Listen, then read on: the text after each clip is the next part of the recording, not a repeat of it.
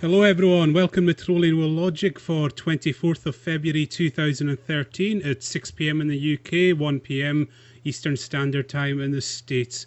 We are a regular internet TV show and podcast on issues of science, skepticism and secularism. If you do want to call in later on, just add the Skype contact Trolling with Logic, send me a message with a gist of your question, and we'll add you into the call eventually. And please, please, please mute your blog TV. Also, if you do call in, you are granting us permission to use your likeness, because the show goes out live and is then recorded and uploaded to iTunes and to YouTube. Also, just a little side note, if you can't get through, you don't want to, or if you want to ask any of the team a question, the email address is at the bottom of the screen, contact@Trolling with Logic. It goes to everyone in the team. And one last announcement, just to let everyone know, it's been a great week for us, because in the religion/other category on iTunes, Trolling with Logic was listed as what's hot. So congratulations, everyone. Thanks to all our new fans and our old fans, and to my wonderful team above. So just quick introductions. Making a comeback after a long time, our Welsh wonder, Empty. Hey, all right, guys. Good to be back. Good to have you back. And you're coming live from the land of Venomfang X, aren't you? Oh, god damn, yeah. And I'm from the better part, though, in Victoria, Columbia, where I'm actually miles away from him, so I'm happy with that. All right. And welcoming, as always, our kind of moderator for the evening, Mr. Big Lundy. Greetings, everybody. Pleasure to be here, as always. Yes, and so I think I'll hand it over to Lundy, as always, to introduce tonight's guest. Take it away. All right. Welcome, ladies and gentlemen, and aliens of all sort. Yes, we know the aliens are watching. You can't fool us. Today's guest is an esteemed figure in the rationalist skeptic community, president of the Indian Rationalist Association, fellow of the Committee for Skeptical Inquiry, and honorary associate of the UK Rationalist Association. He has a master's in political science, a diploma in journalism, and an MPhil from the Department of South Asian Studies at Jawaharlal Nehru University. Ladies and gentlemen, Sanal Edamaruku. Welcome, Sanal. Pleasure to have you on, sir. Welcome and good evening. Very much so. I think, as always, Lundy, you can take it away with the first questions. Sure. So while I was looking up information on you, one of the big things that usually pops out, something that I'd actually saw, I think a couple years ago, was the tantric challenge, and that got uploaded to YouTube, and I saw that, and it was one of the funniest things that I'd seen on YouTube concerning, black magic practitioners and all that kind of stuff. Can you explain to me what the backstory behind that is? Because that's just really interesting to me. Just going on a show and saying, hey, why don't you try to kill me with magic? That'll be interesting to watch. It was not an expected evening. I mean, I was, as usual, in most of the evenings, I would be invited to some panel discussions about some kind of superstitions or some claims of paranormal, and this is a regular practice. And on that evening, I still remember, suddenly a call comes from a channel telling that in next 30 minutes, can you reach the studio? We are going to have a panel discussion because one of the politicians in India, a former chief minister of India, claimed that she had a lot of problems, mainly because her political opponents are doing black magic on her. So they would like to make a panel discussion on that. I said, who would be there on the other side? They said, a very well-known TV tantric. This person was very well-known at that time. Most of the channels have been presenting him. He would be on the other side, and we would discuss about the influence of black magic and the fear of politicians about black magic. That is how it began. And interestingly, this was meant for a 30 minutes program at 5:30. I still remember, I didn't have my evening coffee. They just rushed to the studio, and the program just began 5 minutes after I reached there. And of course, the issue was the Uma Bharati, the former chief minister of Madhya Pradesh state in India. She claimed that she had a lot of problems. She has her uncle died. She had a small accident. She had some blisters on her leg, all because her political opponents are doing black magic. I said, that's too absurd. Such things don't happen. Of course, then the tantric, the shaman was on the other side. He had a very authoritative voice, and I mean, he said, look, that all happens. I am holy man, I'm in charge of some politicians in India, and I can kill anybody with chanting of mantras in 3 minutes. I suddenly understood the danger of the whole program, because this was a live show, and this is one of the most popular television channels in the country with millions of people watching, mainly rural people. And when he says that he could kill people with mantras, well, whatever I can say, whatever I could explain or argue would not have any meaning. I thought, I mean, that's a lost case when I just argue, because he simply says that I could kill people. A flash came in my mind, and I suddenly said, okay, if that's possible, just do it. Come on, kill me and show it this moment. And he tried to persuade me to withdraw, because I mean, I don't know what he thought. He said, don't do it. It's very dangerous. But I kept on arguing that if you don't kill me this moment, I would publicly declare that you are a fraudster and you have to withdraw your statement. It provoked him. And he suddenly started chanting mantras, and that went on very well for a long time, a 3-hour show, and changed the dramatic scene for Indian television.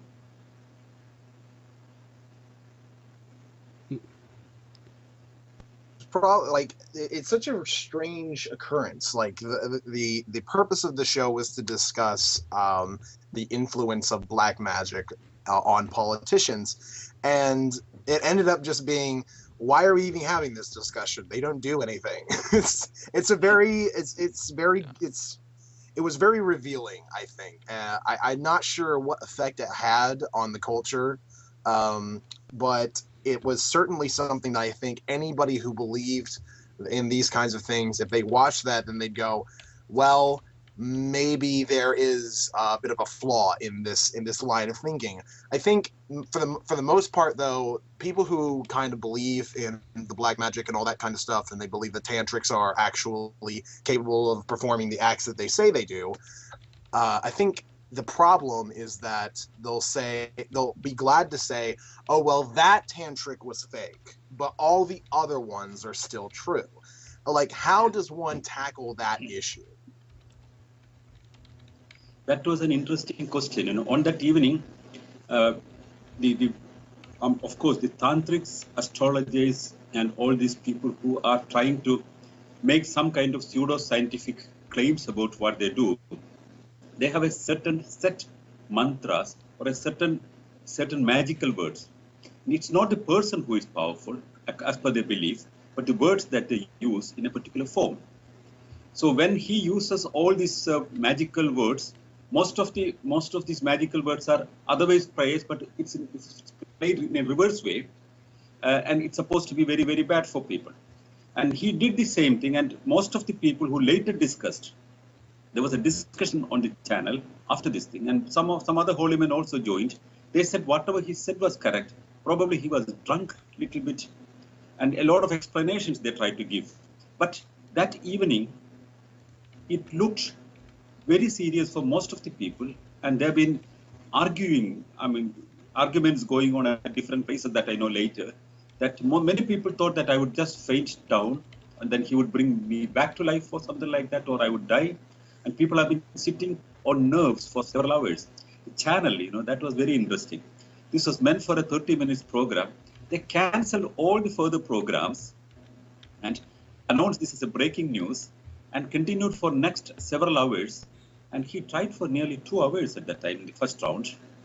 And every time he asked for 10 minutes more, or 15 minutes more, or 30 minutes more, or 10 minutes more, and it went on like that. And of course, the most interesting thing was, half the program, he asked for a knife. That was a moment I thought, that's something really serious. I was never afraid of any kind of magical word, because I know that it has no meaning. but a knife certainly I am. And somehow, I mean, still I could speak in a sarcastic tone. I said, that's a conventional way of killing. I mean, we promised to kill me with magical words.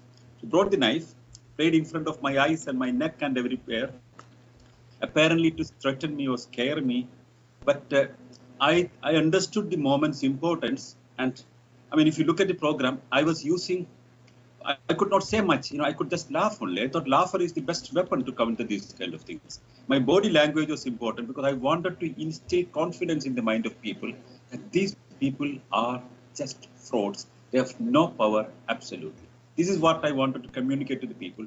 I think I've done it very well also because I've heard hundreds and hundreds of people talking to me later that how it influenced them. I mean, most of us know that, I mean, it has no power, but somebody really showing it on the television, for the rural folk who really believe in such things, it was something serious. Otherwise, what? These words have no meaning, we know it.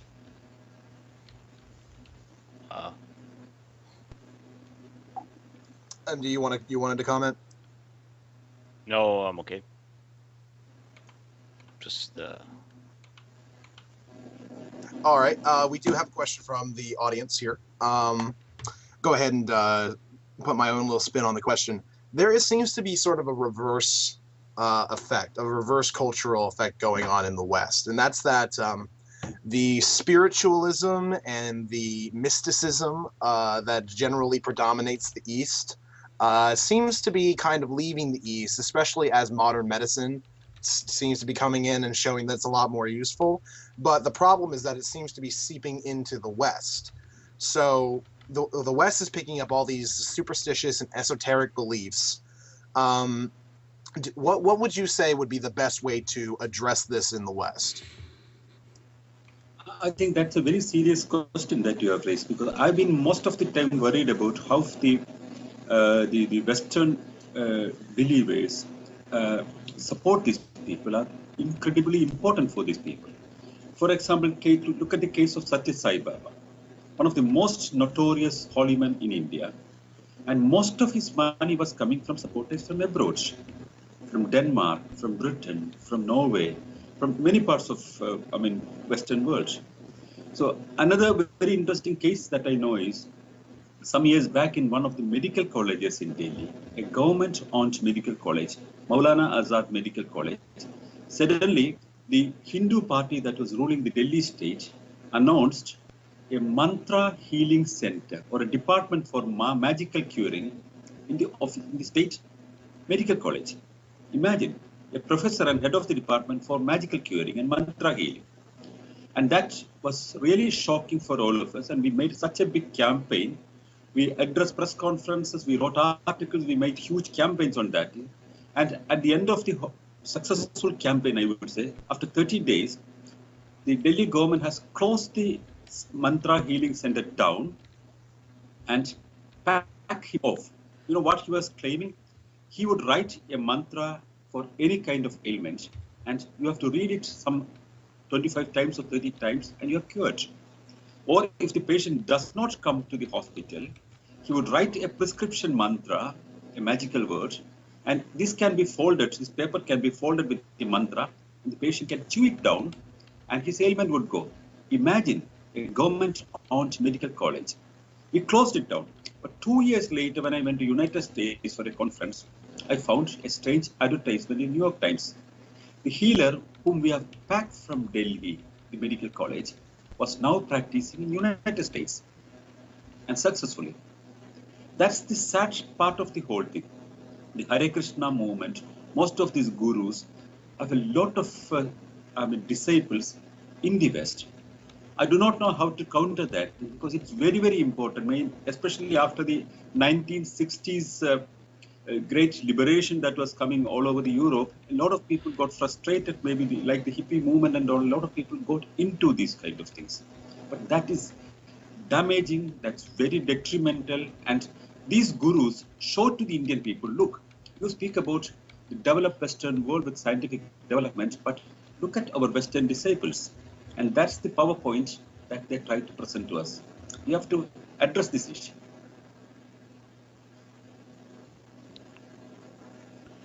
Okay. MT, you had a question? Yeah, MT, you had a question next. Yeah, I have a question regarding. No, I understand when you were 15, you saw a neighborhood athlete die because her family refused medical treatment because they believed in faith healing. As you mentioned, the guru was often quite passionate about. So, how did you feel in response when you just heard about her death because of that? Because of her This was my family's childhood beliefs? story you're asking, isn't it? Yes. Sorry? Yeah. Oh, that was a Christian faith healing group, which was a very shocking incident. We had a neighbor lady, a young girl. I mean, Susan Mabel Thomas. That's her name. I still remember that. I think she was some 7 or 8 years elder to me.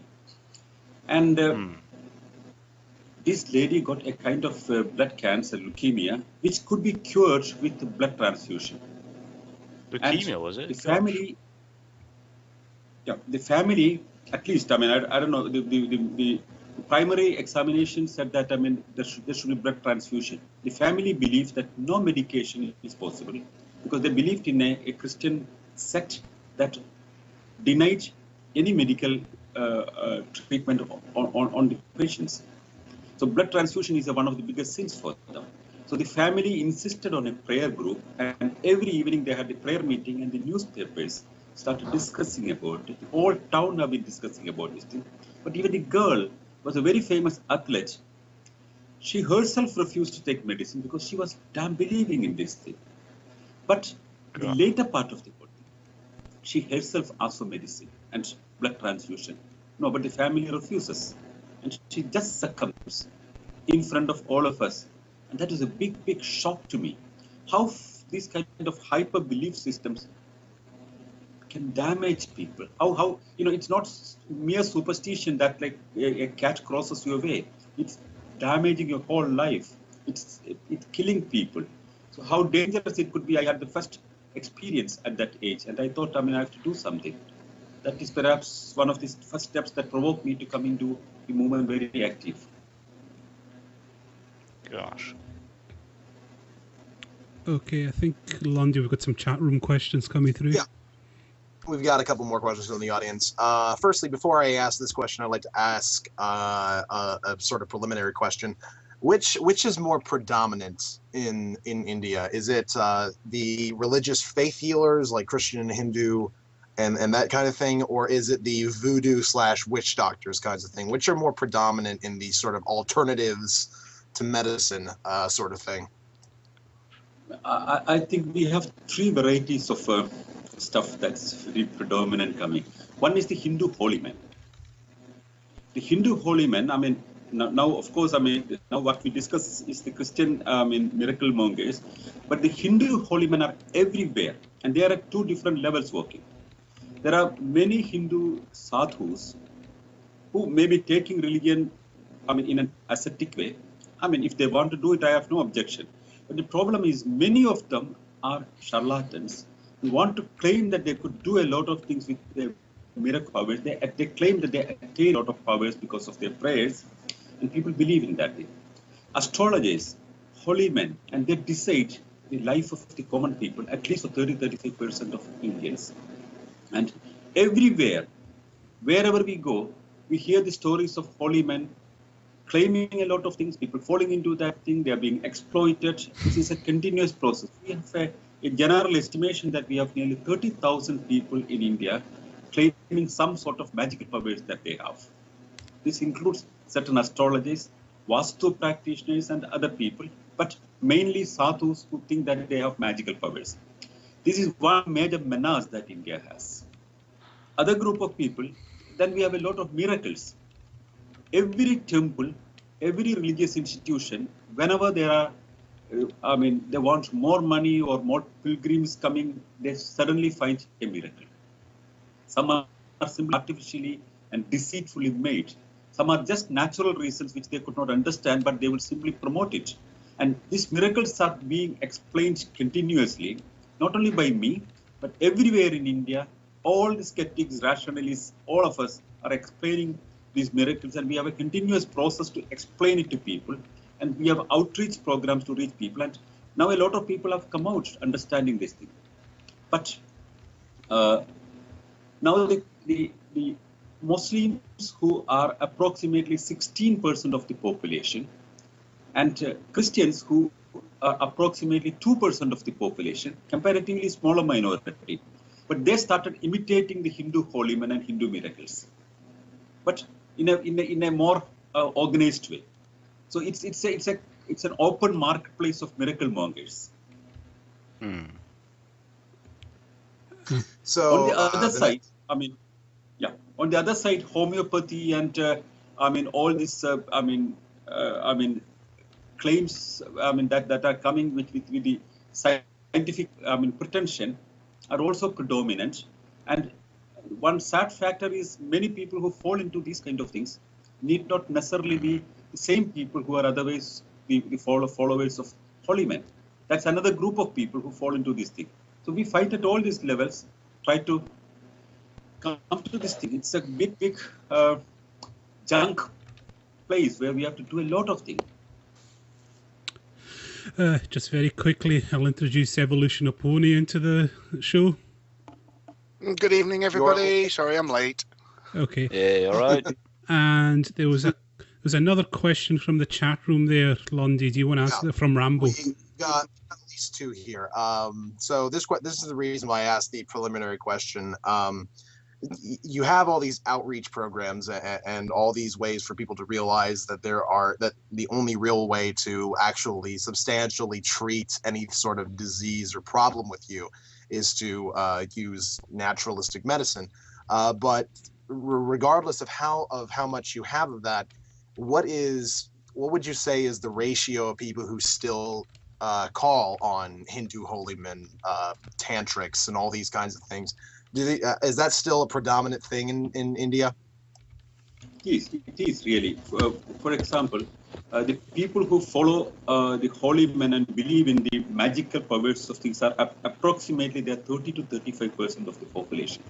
And imagine we have 1.2 billion people, and out of which 30 to 35% of the people believe in these kind of things. But people who follow, for example, homeopathy, we have several homeo medical colleges in India.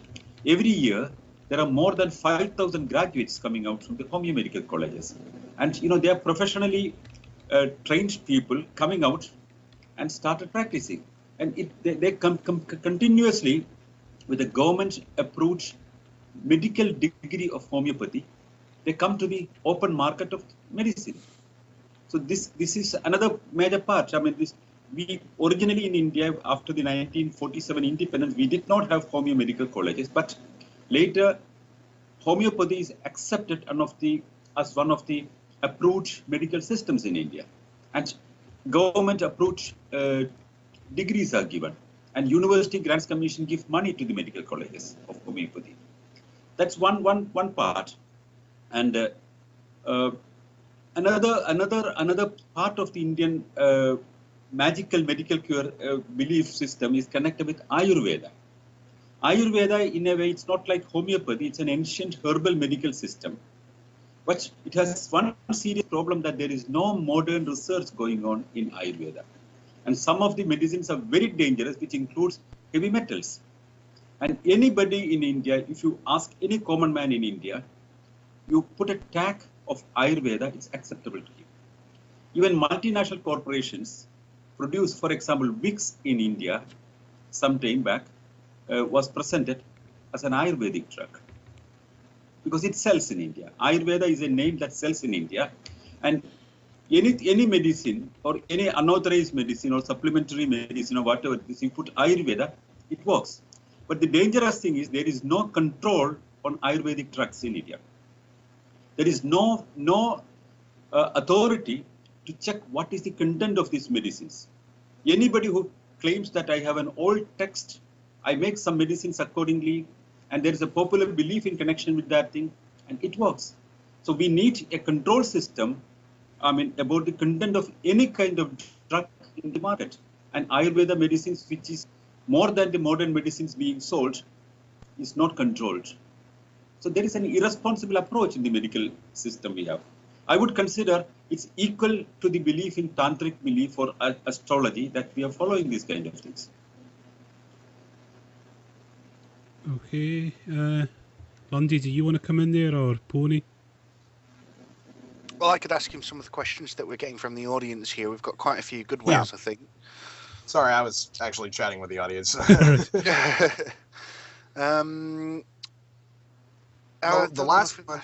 last one that we haven't addressed so far, as far as like chronological order goes, you mentioned, Sanal, a lot of the fact that the government really doesn't do anything to stop these practitioners, these alternative medicines, these we can heal you with magic kinds of people. Do blasphemy laws actually protect these superstitions? Like, you can't say that these things don't work, or else you're going to get in trouble, or is that kind of how it works? No. For example, if I talk to people against alternative medicines, I need not be afraid about the laws, but perhaps I have to be afraid about the very powerful corporate organizations that make huge profits out of these kind of things. We have, imagine some years back, there was a huge advertisements coming in Indian newspapers all over in India, irresponsibly, that somebody has found a little Ayurvedic drug which could cure HIV. Imagine how irresponsible this is. And this has been publicized, and this person has been selling this medicine so, widely, and he made a huge mansion out of the money he has collected. And you know what the name he has made for the house? Virus. And that's one thing. And another part is, most of these Ayurvedic medicines or belief in these kind of alternative medicines are now, there is an effort to link these kind of things to religion. One of the in India, or a sadhu, very prominent sadhu, namely Baba Ramdev, he has a huge Ayurvedic medicine department. And he has a television channel, and he appears in nearly 24 television channels regularly. When swine flu was, in India, very threatening, everywhere, it has been educated to people. We have been told everywhere in television and schools, every public place, that we have to protect when we sneeze and cough, and every wearing a cloth or a mask.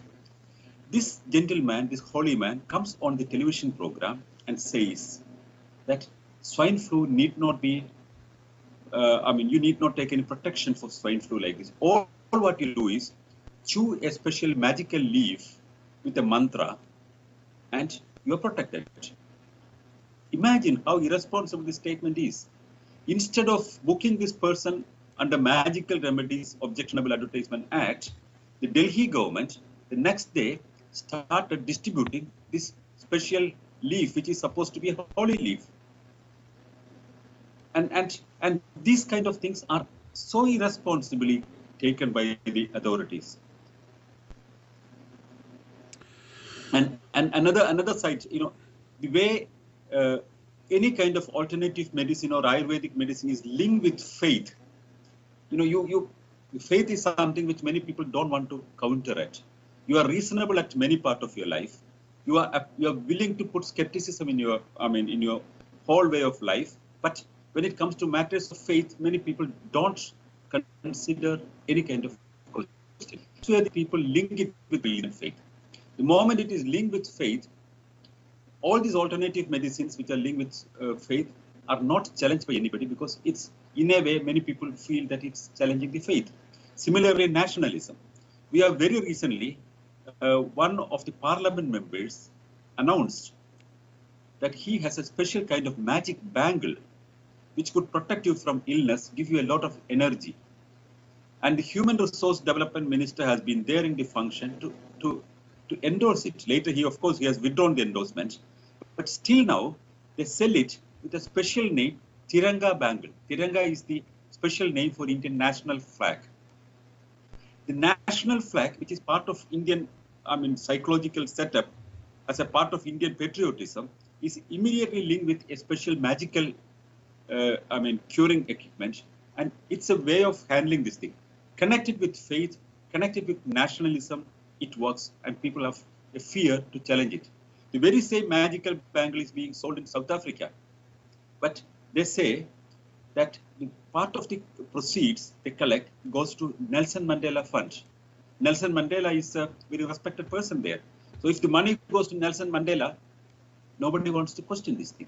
That's a clever strategy of these people, linking all these kind of complementary, alternative, fake medicines or therapies in connection with faith or in connection with nationalism. All good points.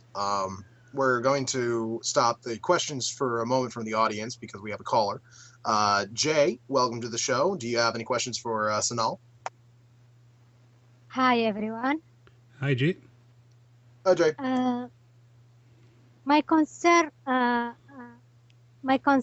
about this what's called medicines, like magic and herbals without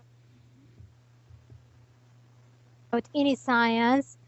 The people doesn't know anything about the harm inside herbals.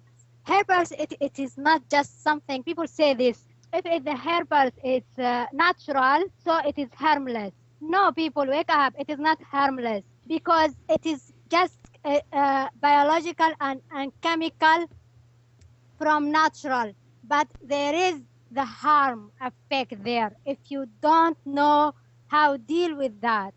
Herbal, I studied herbals because my major is pharmacy. So it is not something just you can go and take from anyone. Herbal in the same herbal or in the same plant, you can find toxic part and useful part in the same species, in the same plant. So people be careful with that. And another point is yoga.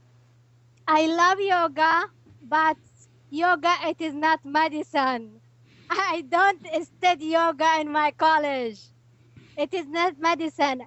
When I study industrial pharmacy, I didn't take yoga. So yoga,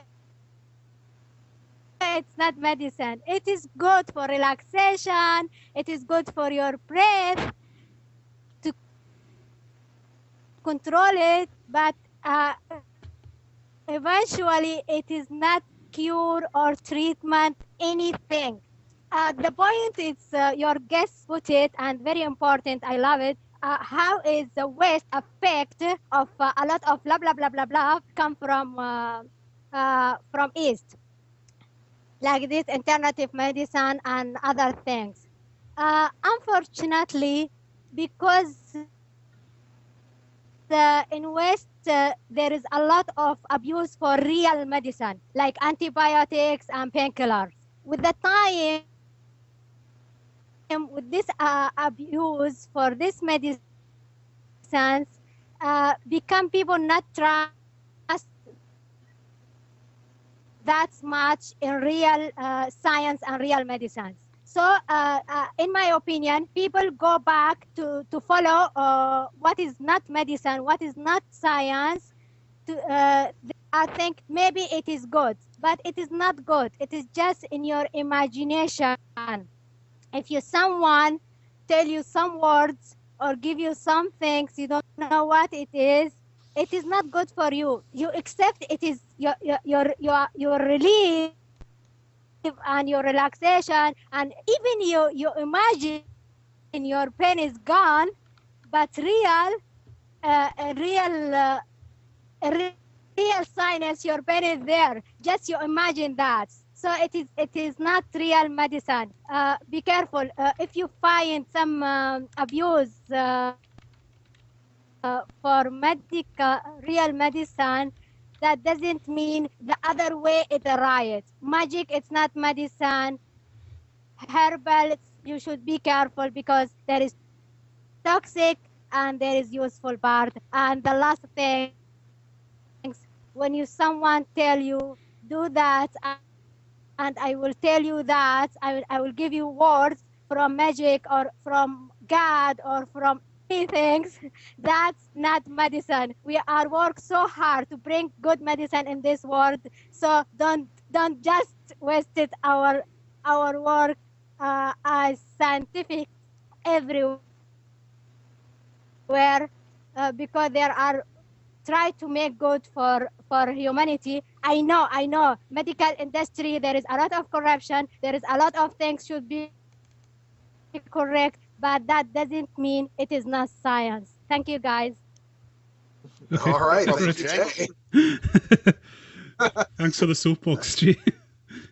Lots of points made there about alternative medicine and how it doesn't work. So, you guys have questions? I actually had one that I thought up for Sanal. Do you actually see any? And this is more towards the skeptic movement in, say, India, the Middle East. Do you actually think there are any particularly unique obstacles for Middle Eastern cultures when it comes to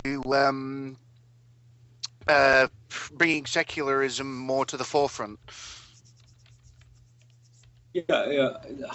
In India, one major obstacle that we have is the way secularism is interpreted in India.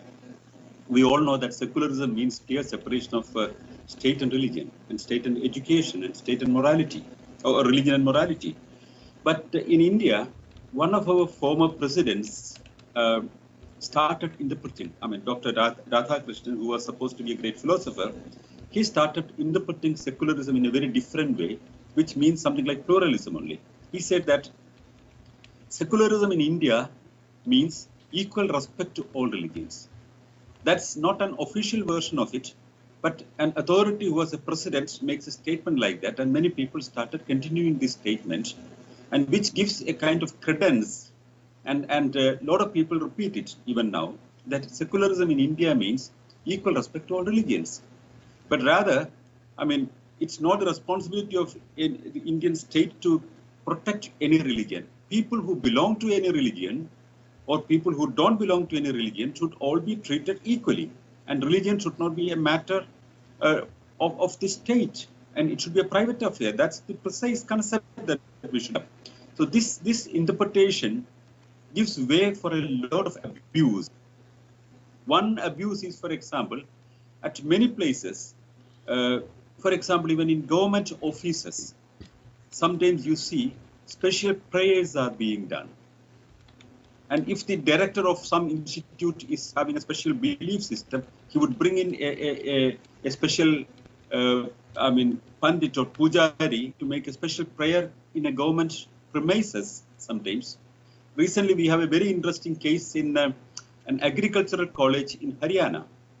In the agricultural college there, the new director, who was a devotee of Hindu belief system, made a temple inside the university campus with government money and appointed a person in charge of this particular temple. So there have been complaints about this thing. A lot of people raised objections. Then, of course, he, as the director of the institute, made a special fund for this temple and indirectly forced everybody has been asked to give donations from their salary, and this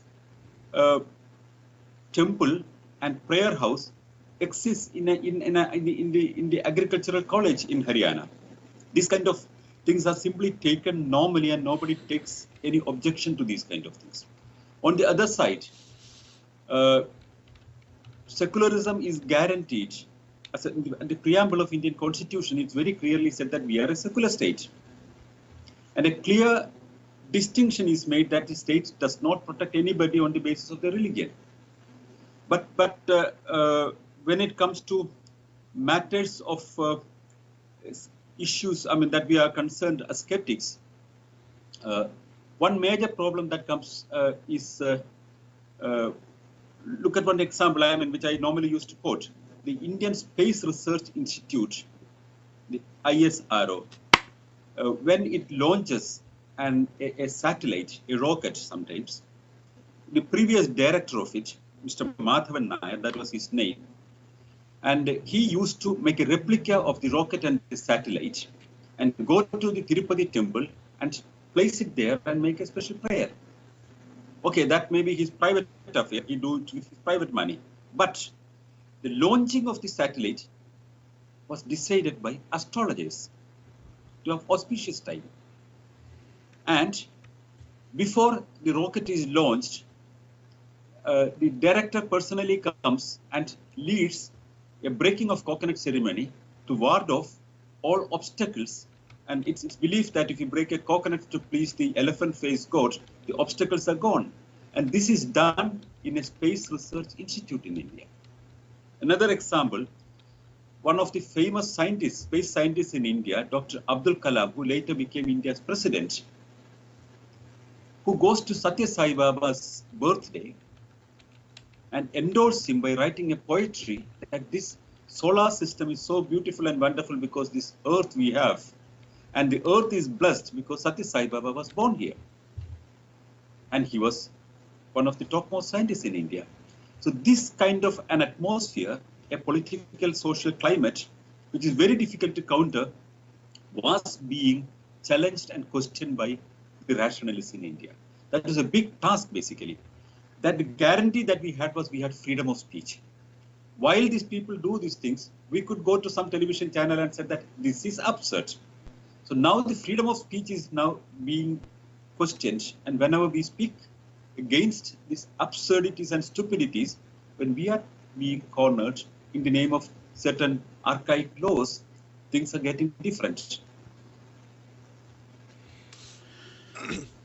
Okay, Lundy, I think there was a question from Epic, but I think that kind of tied into what Sanal just said, didn't it? About superstition Yeah, and politics. it really does. The question had to do with your feelings on superstition playing a part in politics, and I think we pretty much covered that a little bit already. But there were other audience questions that we haven't gotten to yet.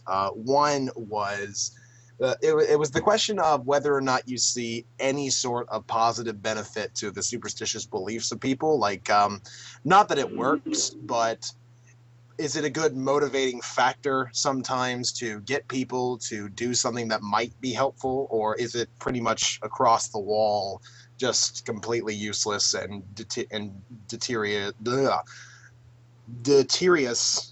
that's the word, deleterious towards people's well-being?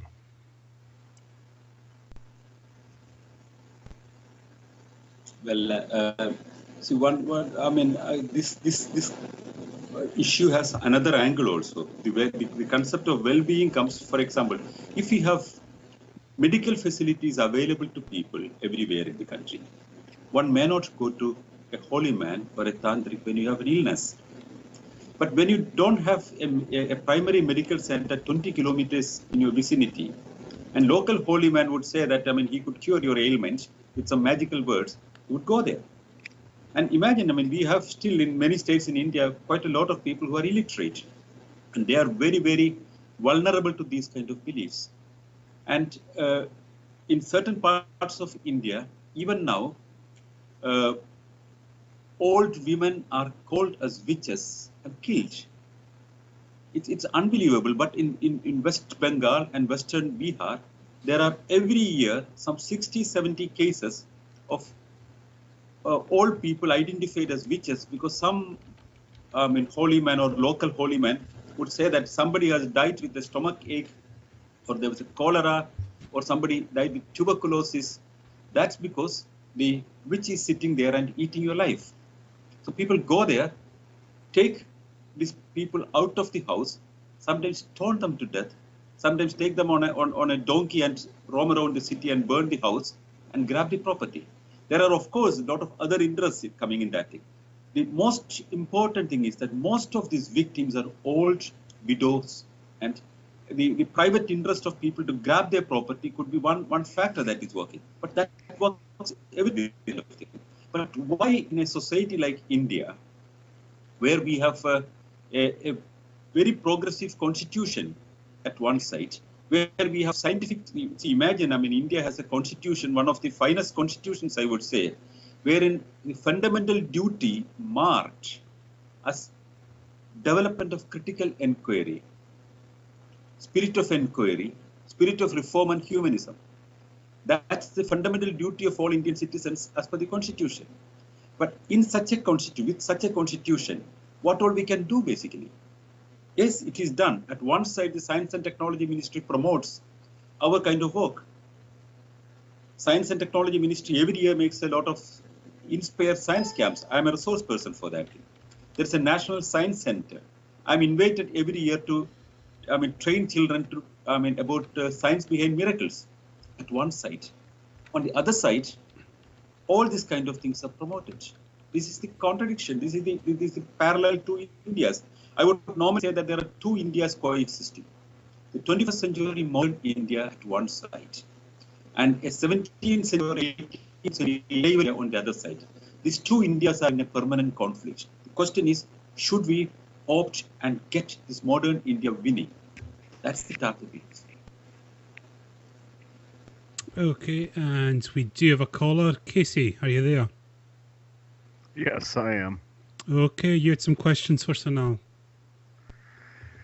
Yes, I never got to meet you, but I will say it wasn't that long ago that I heard 3 years ago that there was no such thing as an Indian without religion and well, basically a black Jew and a black Jew. But of course, you certainly have disproved the former. But anyways, now for my questions. So, is there any laws, like religious laws, that exist in India? Like blasphemy laws or something? Oh yeah. Yes, that's a very interesting question. The blasphemy law, the law which is known as blasphemy law, is the Article 295A of not of Constitution but Indian Penal Code. The Indian Penal Code was originally made in 1860, and of course it has a lot of modifications.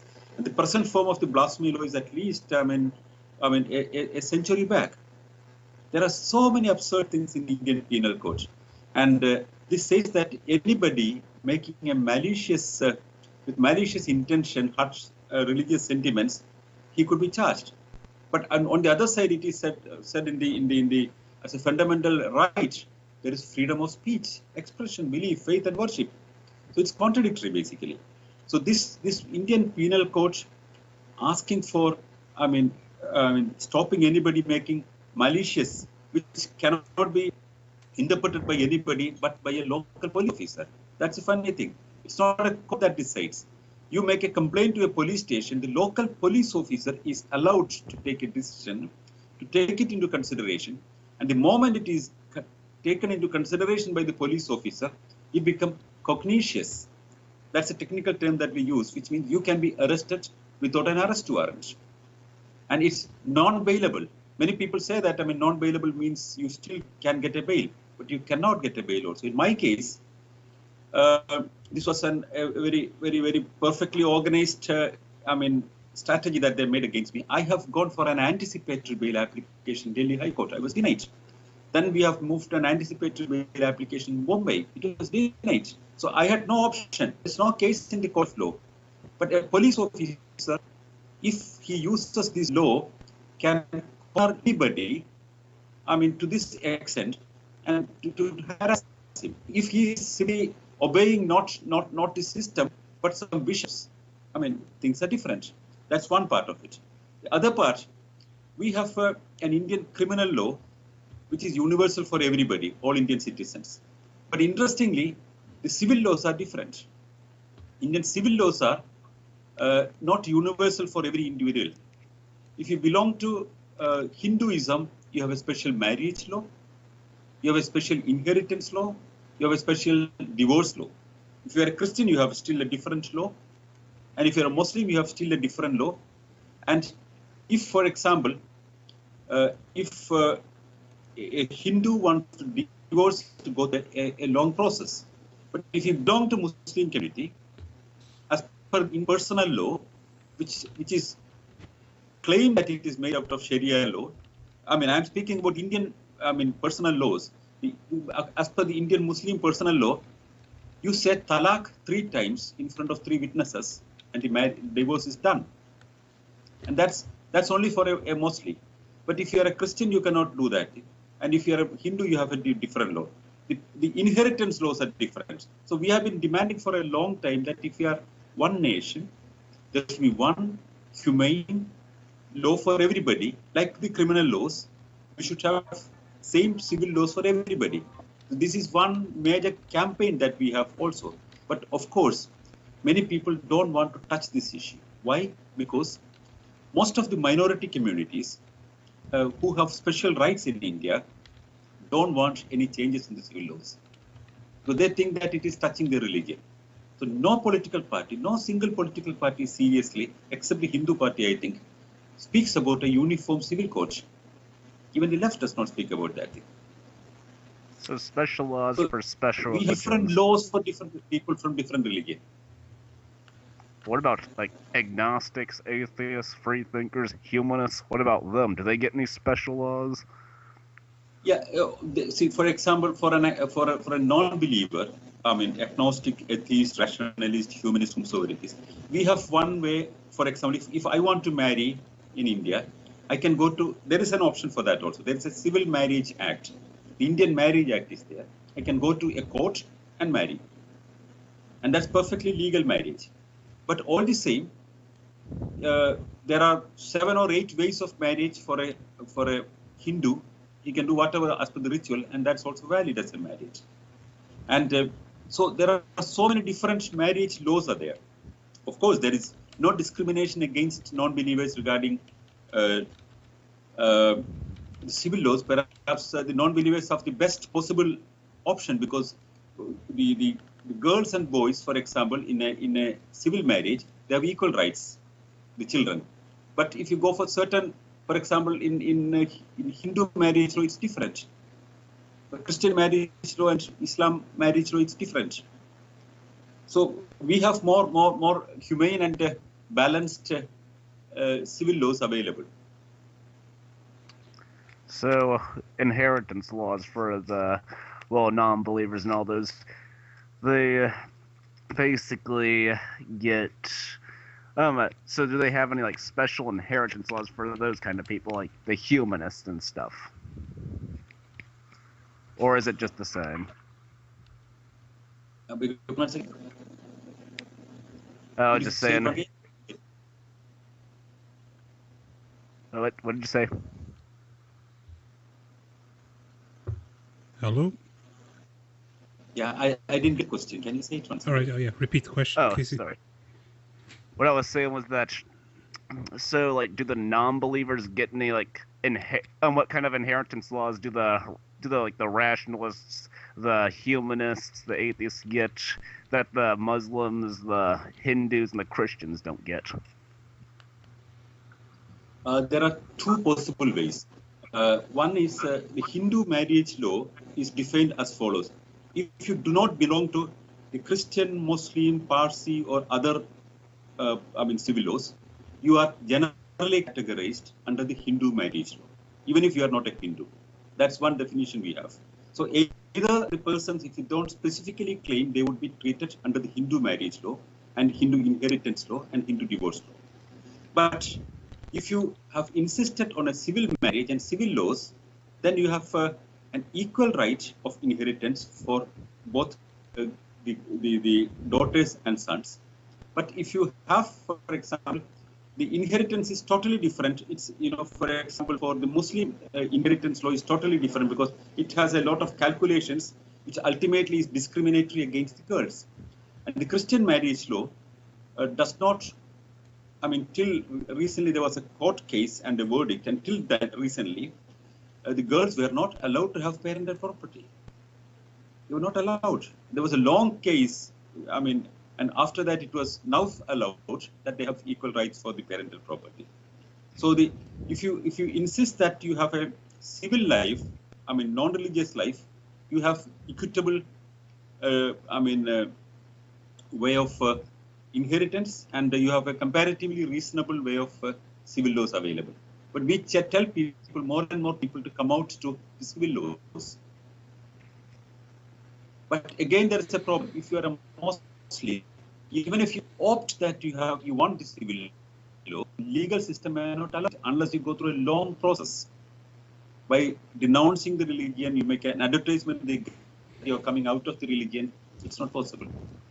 So we need a lot of changes in Indian legal system because it has a long tradition of a lot of contradictory laws coming from a lot of different states and a lot of traditions, and it has to be modified. A permanent effort is going on, but a lot of obstacles and a lot of traditional ritualistic mindsets are making putting spanners everywhere in this process. Kind of like the U.S. Got some more questions, Casey? Well, I was just wondering, like, is science... I was also wanting to ask if science is starting to get more popular in India. Like, well, I don't know how the caste system works. I think that, is it popular in, like, the middle caste, the high caste, or something? I like that, middle caste and high caste. You really don't know how it works, do you?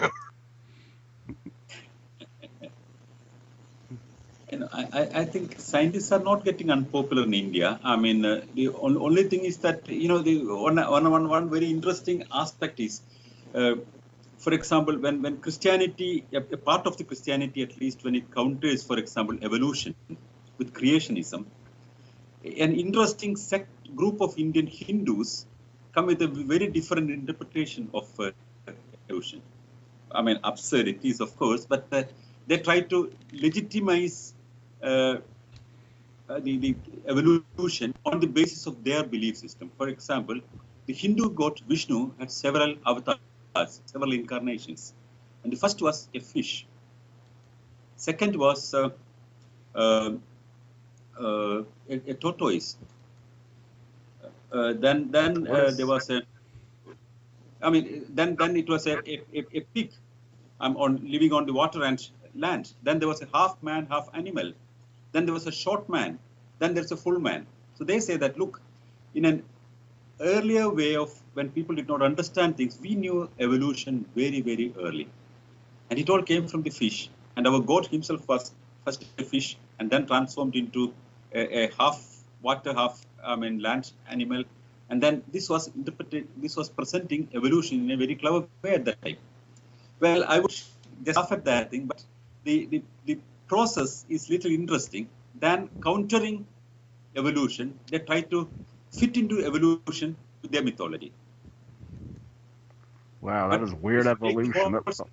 Nothing to do with evolution, but they want to fit into for example, you ask many Hindus would simply say that the modern missiles we knew much earlier, because in the great war of Ramayana, which is a holy book and it's a great epic, the kind of weapons that are used are, like modern missiles and modern atomic bombs.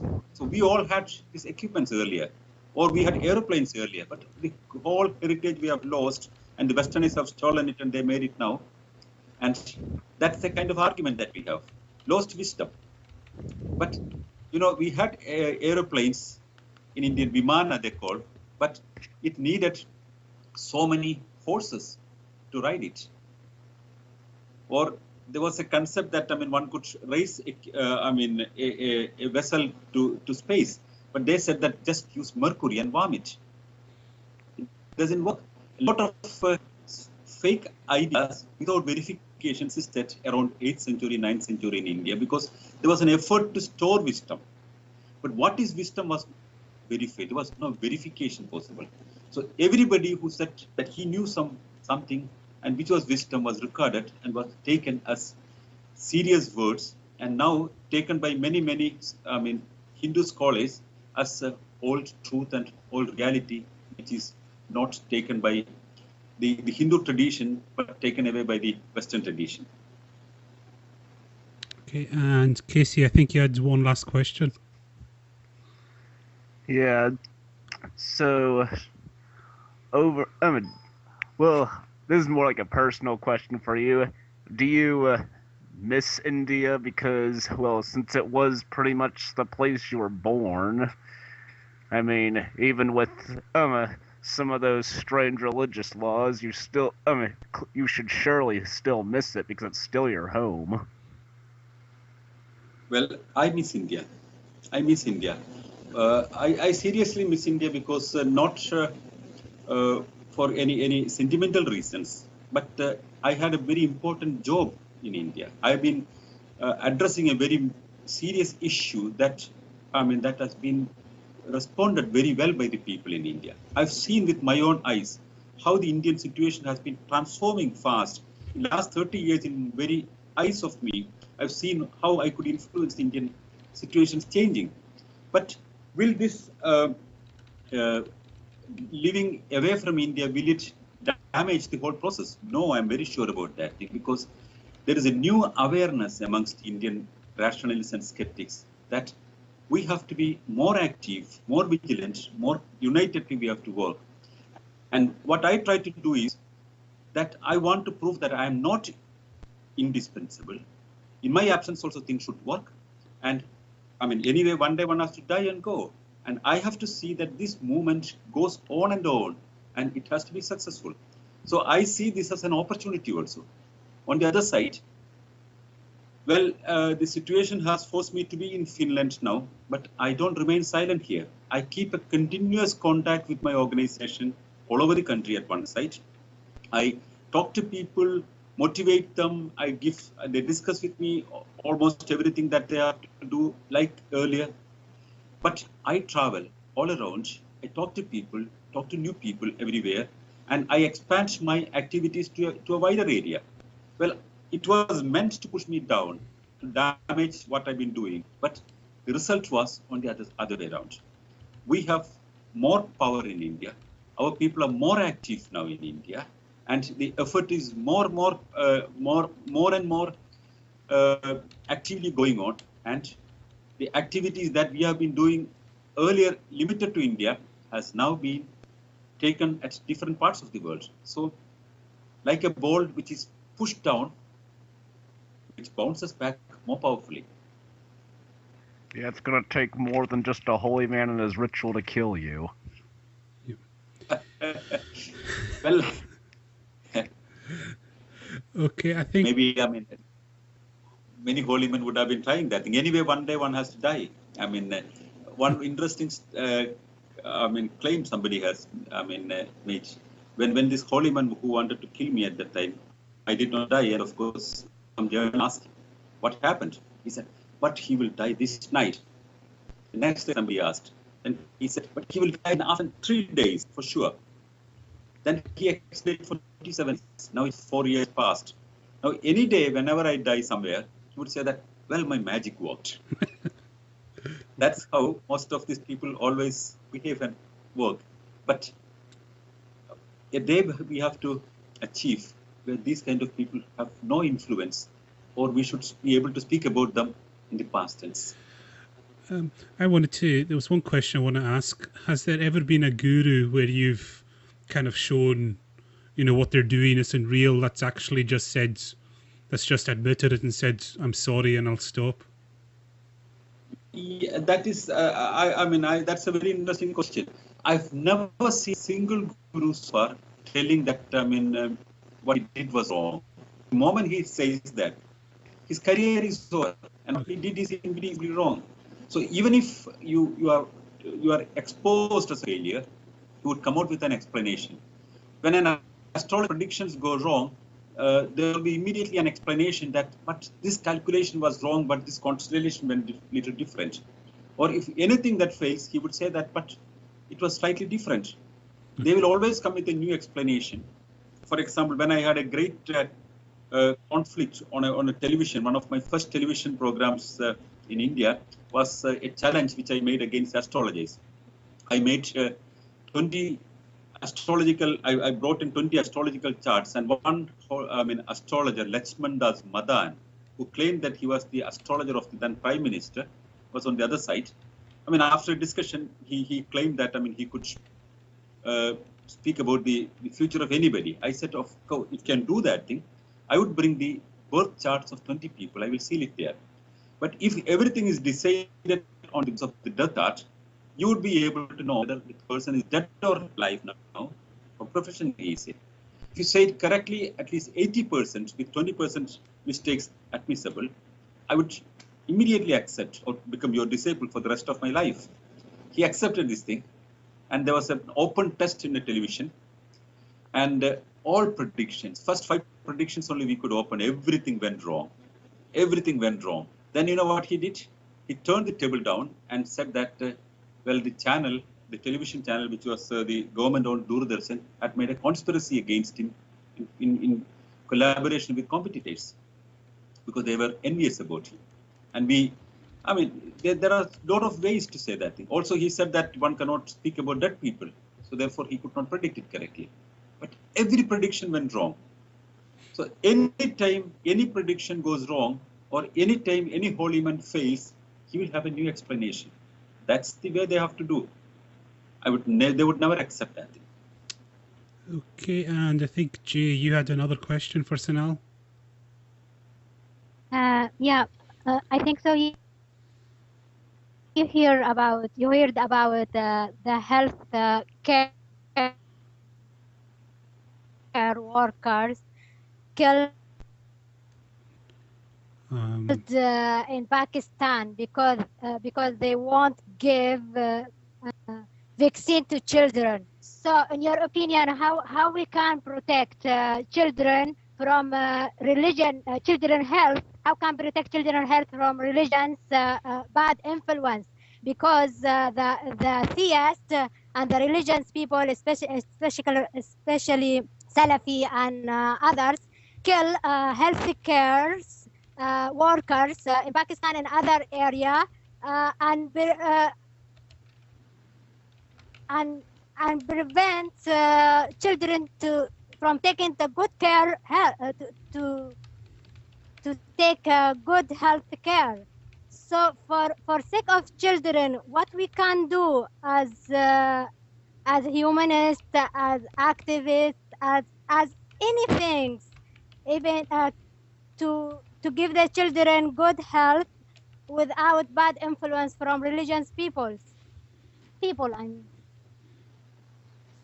I would put it in a slightly different way. I think no kind of indoctrination should be bestowed upon children. Because I would say that not even atheism should be bestowed upon children, because children should be allowed to grow naturally and without any indoctrination. If they go naturally with the open mind, seeing everything around them, and they will simply develop their critical faculties and they will not succumb to these kind of things. But if you indoctrinate children at a very vulnerable age, it's very, very difficult to come out of that thing. Even if they really think it's very difficult, because it's conditioned. So luckily, for example, my parents were non-believers. They came from 2 different religions. My father came from Christianity and my mother came from Hinduism. Both were skeptics and rationalists and humanists. And they decided they should not, they would not indoctrinate any kind of ideology or religion upon me, but not even non-belief as a special education. They wanted me to grow simply naturally, understanding and seeing all around, but simply open with questions, which I could put on everything. I was not banned of anything. I read Hindu books and Christian books and Muslim books and everything I've read. But you know what such a boy would, react to it. I still remember when I went to the school, I had a very interesting memory about that thing. My first class, the teacher came and spoke the story, told me the story about, not only me, but the class, the story about Cinderella, the fairy tale of Cinderella. And the second class, there was a nun. She came and, though it's not allowed to teach religion in the classes, she spoke about Jesus Christ. So I always thought Jesus Christ was the elder brother of Cinderella. This kind of, that's I still feel a very refreshing memory about such a thing, because I had a childhood without ghosts, spirits, gods, no indoctrination. So it's I could see 2 fairy tales with an equal weight, Cinderella and Jesus Christ. Jay, did you have anything else? But we as adults adults, how can protect children as adults? How can protect health children from this influence? This is what I mean by my question. And forgive me, I don't use my English for a long time ago, so I always forget my English. I think children should be given education, I mean, without indoctrination, and they should be given, I mean, health.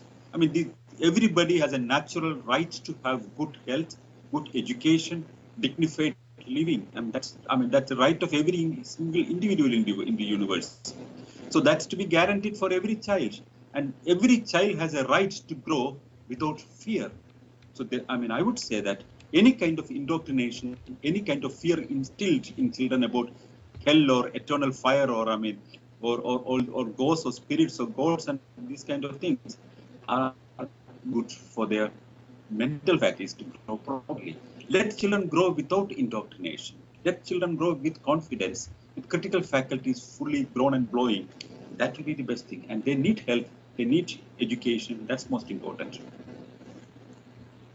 Do you think the corruption in Indian governments, it is support indirectly the influence of the different religion and superstition, that the magic things and the superficial thinking? Do you think the corruption is support that? Yeah, corruption is a serious problem in India. I mean, there is corruption at so many levels in India, especially at the administration level. You see corruption, which is very seriously addressed by a lot of people. The government is trying its level best to stop it, and there is corruption at all levels of Indian life. But it's taken seriously. That's one of the major political issues in India. Most of the political parties are trying to make anti-corruption slogan as one of the major campaigns. But I would not connect it with the belief in superstition as connected with the corruption. These are two different issues to be addressed differently. No, I mean, is supported or not indirectly?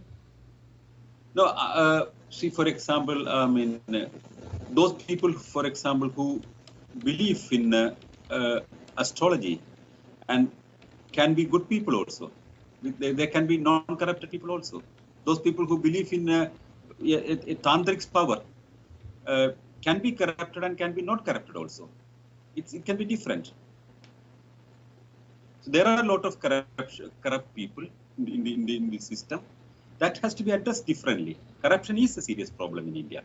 But I would say that a humane system where people's problems are handled with more care and with everybody's dignity is respected, there would not be any chance for corruption. So we have to make a modern education system where one is ethically away from corruption. Corruption has to be fought at your mind, basically. You are not willing to succumb to corruption. You are not willing to become a part of the corrupt system. Starting the mindset. So maybe one of the fundamentals in our education system should be a moral energy against corruption. That is very, very important in India. Okay, thanks for the questions, Jay. And I think come on, Jay. Lots of awesome questions. And Rondi's got the audience questions now. Yeah, before we get into more audience questions, I did have a particular curiosity myself. You are an honorary associate of the Rationalist Association of the UK. That is a very prestigious position, mainly because of all the people throughout history that you share that position with. You know, Bertrand Russell, H.G. Wells, Albert Einstein, Francis Crick. I just want to get a feel. How do you feel about being among those people as far as that rank goes? I feel humble about that thing because it's not me who should judge about my work. I mean, if my work has some kind of influence in Indian society and if it has some influence in changing the mindset of the people, and if that is seen, I feel very proud about being a member of as an honorary associate of the Rationalist Association. I mean, I feel very proud about that. I mean, it's somehow. I mean, I feel that historically, if you see, what we do is shared by a lot of wise people, so many great scholars and scientists, and we are part of a great tradition of fighting against injustice, fighting against all kind of I mean, dark forces that try to keep people in suppression. So I would feel yes, glad about that situation, and I feel all the same very humble, and that reminds me about my responsibility, that reminds me the importance of my work, and that reminds me what I have to do further. Speaking of being an honorary associate of the Rationalist Association of the UK, it sort of leads into one of the other questions, which are the question is, what are the relationships between the international rationalists of different countries? Is there like a strong cohesion among the different associations? Is there a lot of like working together on different things? What are the kinds of things that tend to be worked on among the different associations when they get together? In India, the Indian Rationalist Association, when it began in 1930s, it had an influence of the British rationalist movement at the time. The Thinkers' Library and the books that were published in Britain had a great influence in Indian rationalist movement's beginning. Because though we had a great heretic tradition or a rationalist tradition earlier, much earlier, during the time of Charvakas or Kanadas or Lokayatas, that has all gone. Then we had long dark ages in India.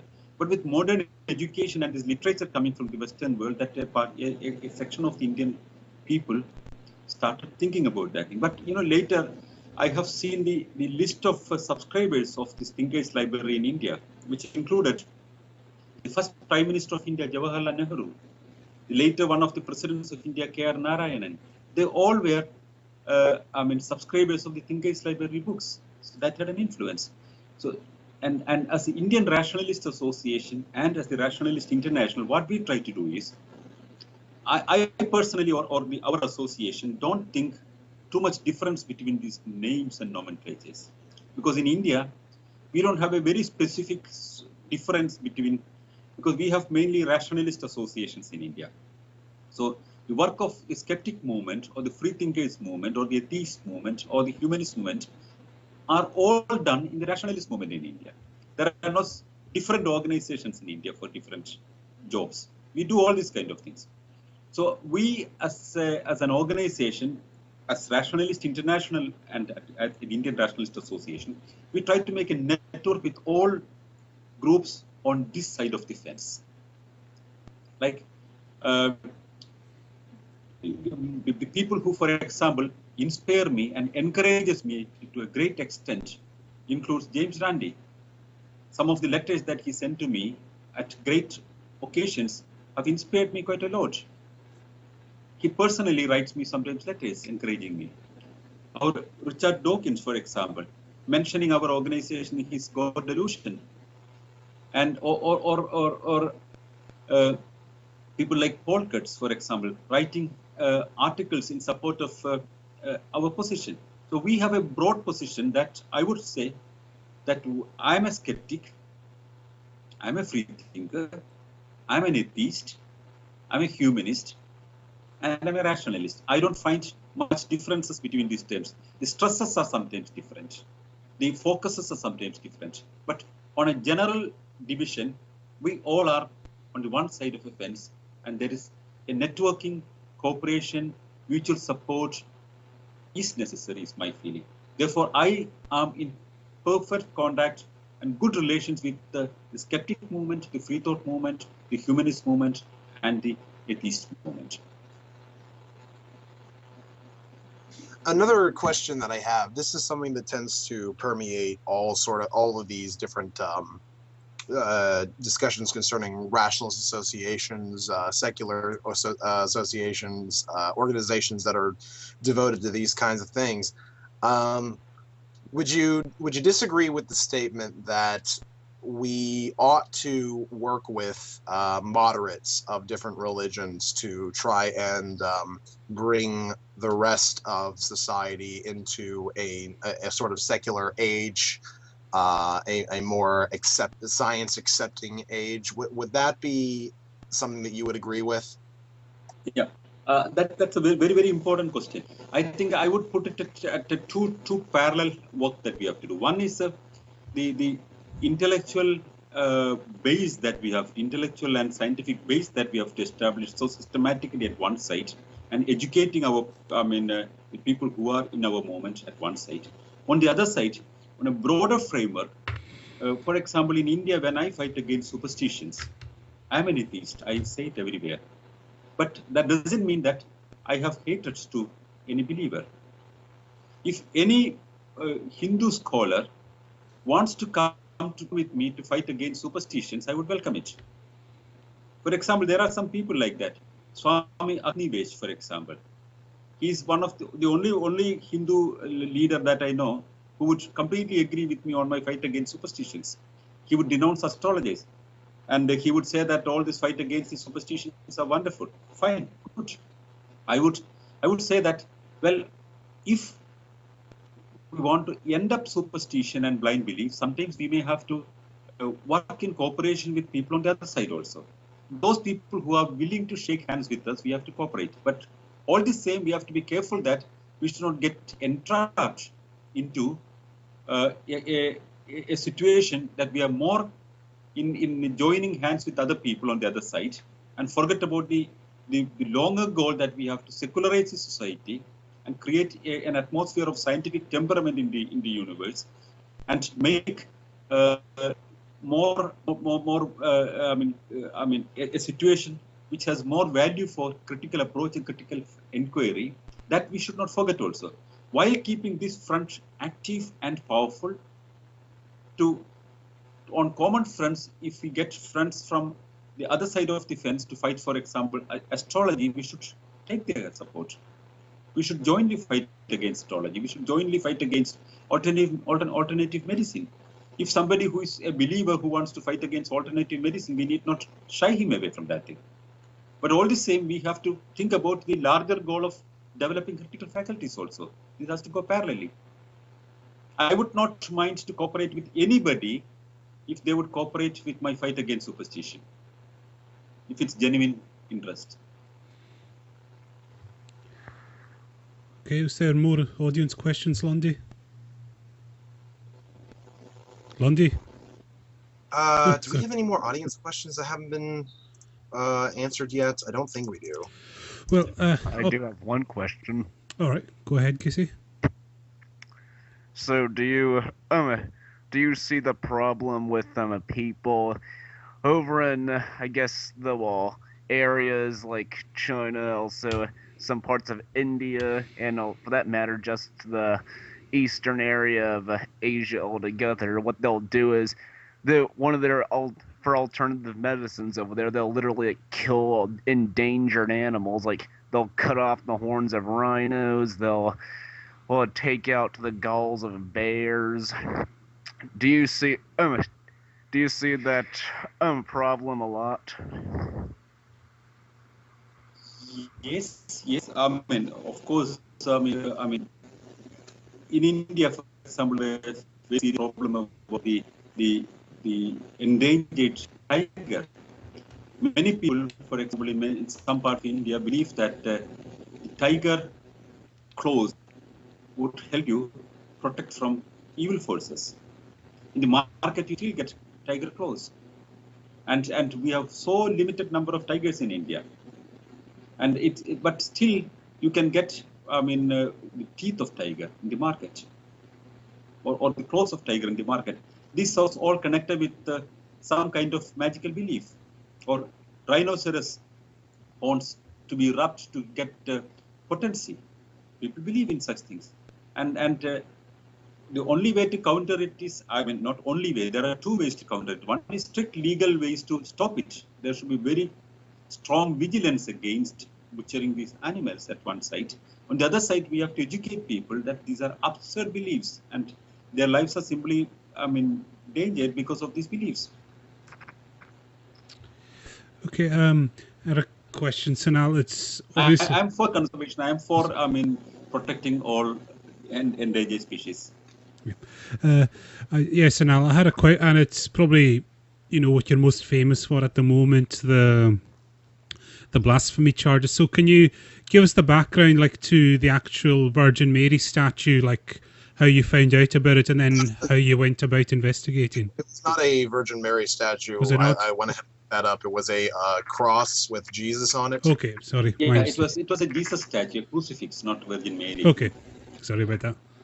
So can you give us the background about how you heard about the incident and then how you went about investigating? It's a very, very interesting. Today is 24th, and last year, just 1 week later, on 1st of March last year, in Mumbai, there's a church at Ville Parle, namely Velankani Church, and there's a crucifix just in front of this church. A cross, an old wooden cross, very old, with a lot of old stuff and that thing. I think it was something like 100 years old or something like that. And a new crucifix was fixed on it some 10 years back. Now, last year, suddenly some lady found that water was dripping from the feet of this Jesus statue. And of course, instead of taking this water and sending for some chemical analysis to see what it is, the church immediately called the newspaper people and said that miracle is happening. And newspapers started printing articles from 2nd or 3rd of March that miracle is happening in the Irla church, and then a lot of people started visiting this place. Every day, nearly 1,000 people have been visiting this place and making prayers publicly, and the priest of the church came out from the church and led the prayers on the streets in front of this crucifix. They officially, of course, Vatican did not approve this thing, and it's a long process, but the priest of the church has been leading the prayers, and then in between the prayers, people have been standing, would go on their knees, and then they would be given this water collected from the feet. It was collected in small buckets. It was dripping. And television channels, of course, it's a good story for them, and they said that holy water coming out, and the people who have been speaking on behalf of the church very clearly and explicitly said that this is holy water, and this has cured people, and this would cure people, and this is, we are going for an approval of a miracle status. And on 5th of March, one Mumbai channel, TV9, made a program on this thing, and I was in Delhi. I live in Delhi. And I was invited to the studio in Delhi, and I was asked to comment on this thing. I did not visit this place at that time, but I said very simply that no statue would release water unless there is a source of water. It's common sense. So they said, no, but this is miracle, and without you coming and without having empirical study on this thing, how do you say that thing? I said, for certain things, you can be open-minded. Carl Sagan said, you can be that open-minded that your brain should drop down and water will not be released from a statue unless there is a source. But they insisted that I should visit. I visited. On 10th of March, I've gone to Mumbai. I talked to this channel, and the channel people also cooperated, and we talked to the representatives of the church. In fact, they themselves, I was told later, wanted people to come there, but they did not invitation. They planned to invite and wanted to trap me, which they have been planning very clearly. And now we know it all very clear, because articles come that they wanted to have a discussion, they wanted the bishop to counter me, everything they have decided earlier. Of course, I've gone there, but they did not think that I would find it very easy what was happening, when they did not know what was it. But what I found was very interesting. Water was dripping, small droplets were coming from the feet. But it was not tears. If it is tears, the eyes are falling down from the feet, there should be water presence on the body. I touched the body of the statue, and there was no water on the body. So I found that it would be somewhere down only. Then I went behind, and I found that which was totally wet and dampened because there was some water presence on the wall. Then I looked for the other walls. All on this side, there was water presence and algae on that, which means there was water presence for some days. Then I looked behind, I went back and found there was a toilet there with a leaky pipage there, and water was already coming out.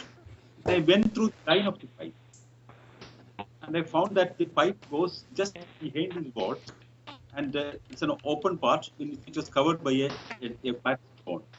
I opened it. I found dirty water over there.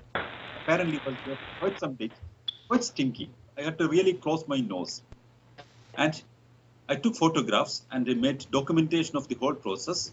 Everything was video recorded, everything was recorded correctly. And then I could understand that probably this water cloak here has climbed up the wall and it has climbed up the cement base of the statue also. And through the nail, apparently this has come down because nail there was an opening. I went again to the statue. Then I touched above the nail on the feet, there was no water. But under the nail, there was water. Then on the nail I touched, it was water there. So which means the water trapped inside with capillary action, like on a wall, it has been sucked up. Water, I mean, when it goes further forward, if it's blocked somewhere, water looks for pores, it climbs everywhere. That's why there is capillary action. That's what is called as capillary action. So this has climbed on the cross also, and it came out through the nail hole and dripped through the feet. It was very clear. And then I touched the water and smelled it, a primary test. The same dirty smell which I got on the cloak water thing.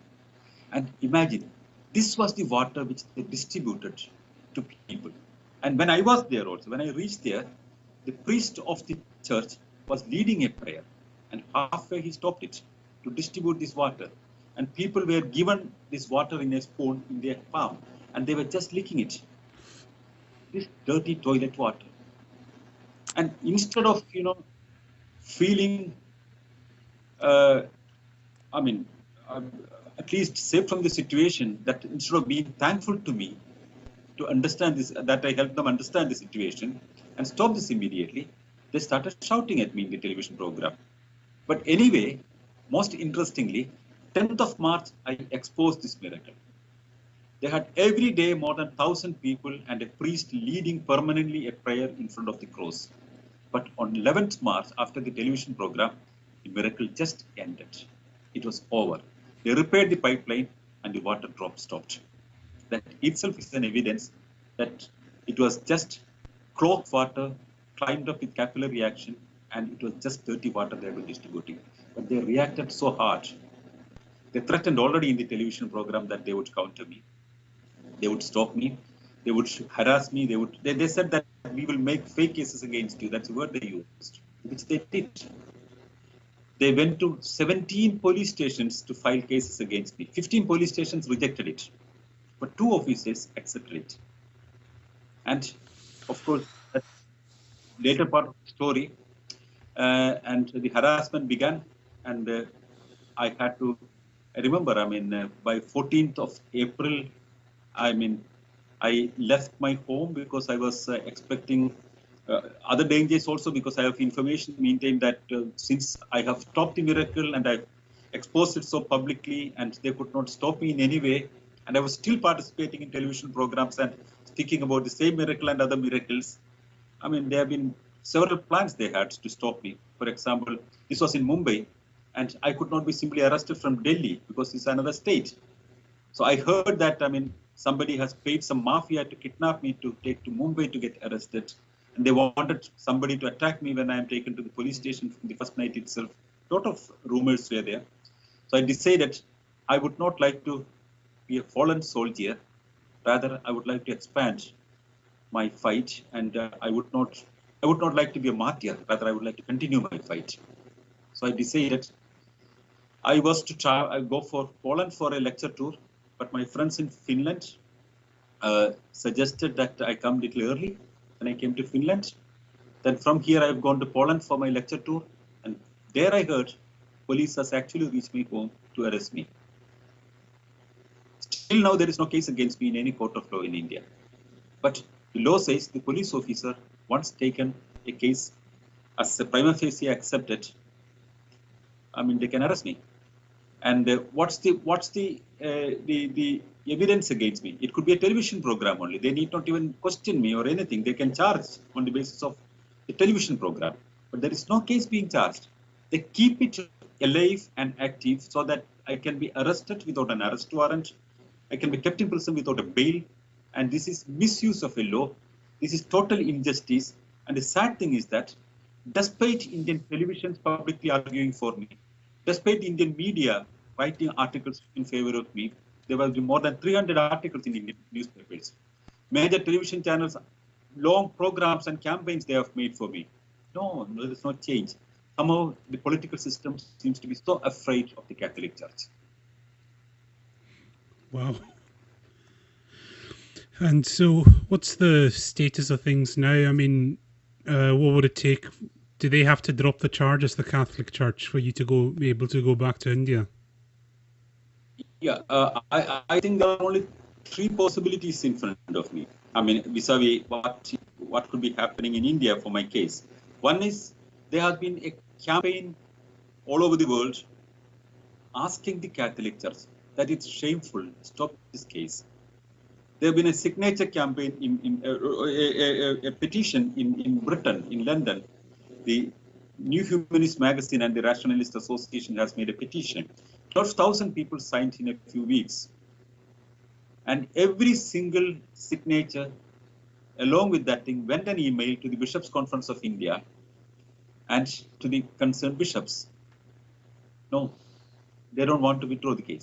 There were Catholic Association's president, one moderate person, who came out publicly and said that this is shameful for the church. I don't agree with Sanal. I have disputed him on television programs on his positions, but this position is shameful for the church and does not give anything good to the church, and stop the case. No, he's also shunned away. So they don't want to, the people who are these fundamentally small groups, Lord, they are supported by powerful bishops. They say it publicly in television programs that the Archbishop has approved what we are doing. They don't want to withdraw the case.